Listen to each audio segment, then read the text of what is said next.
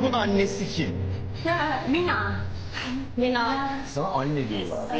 Evet, çok anlamlı. Daha böyle herhalde sahiplenici ve daha böyle kollayan bir tarafta olabilir mi grup içerisinde? Öyle mi? Hepiniz için. Ve evden en son yine çıkıyor. Adları Önden kontrol ediyor, soruyor. Gerçekten.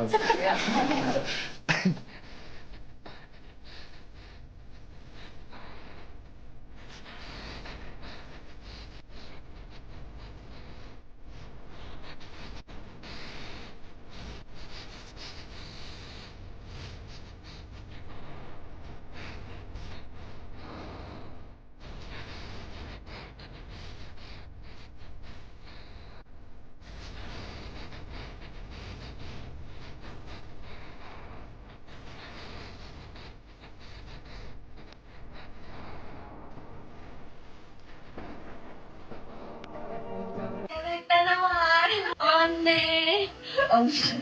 Ben alıştırdım. Anne ben patatesli börek istiyorum. Anne ben pomes yemek istemiyorum yani. Bugün